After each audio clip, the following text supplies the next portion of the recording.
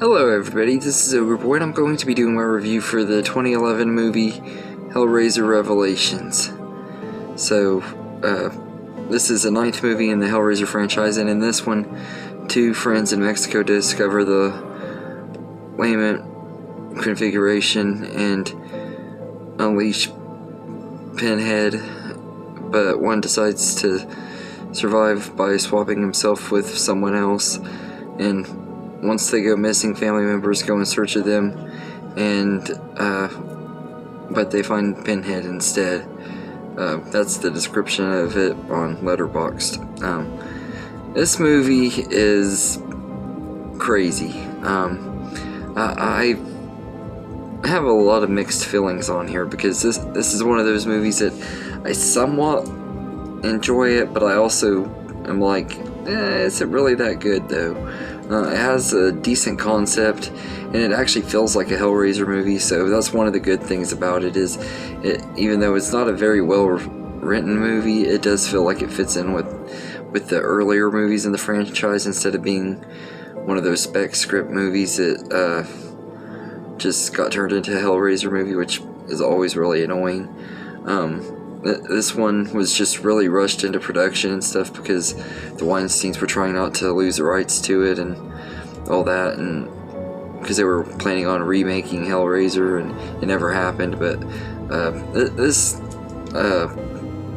could have been a much better movie, but it could have also been a lot worse. It has some pretty decent visuals in here, like, as far as like the practical effects go. Some of the practical effects are pretty good in here.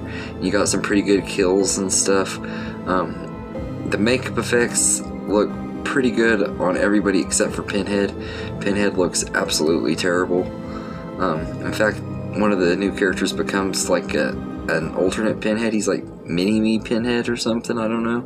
But he looks a lot cooler than the new Pinhead, because Doug Bradley wasn't able to come back for this one. This time they had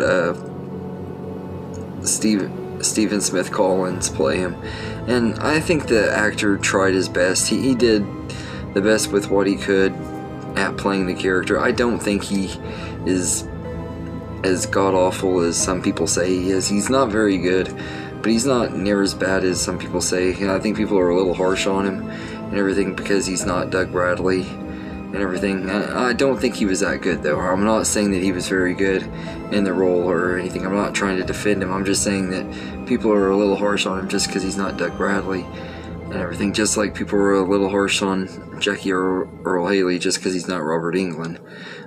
Even though I hate that movie, I still say that it's not right to bash the actors. They were just doing their job. And he tried. I mean, he wasn't very good at it, but he tried.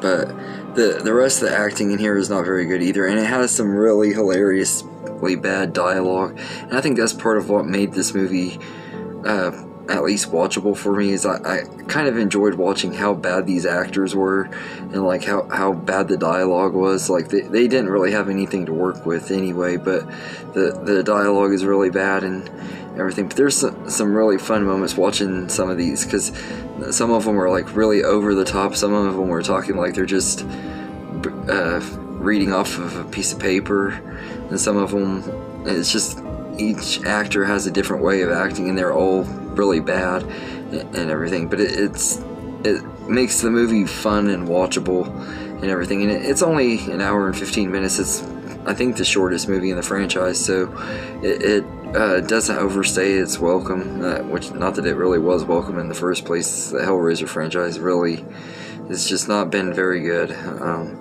But I don't think this is close to being as bad as some people say it is, though. I don't think it's even one of the worst movies in the franchise, like some people say it is.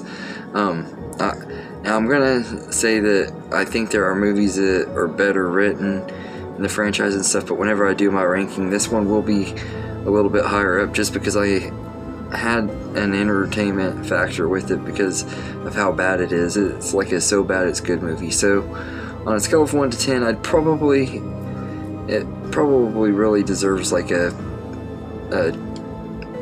a 1 or 2, and that's probably what I'm going to give it, because it really doesn't deserve anything really higher than that. But for being a so bad it's good movie, I can say I could probably handle rewatching it every now and then, just to get an enjoyment out of the bad dialogue and the terrible acting and stuff.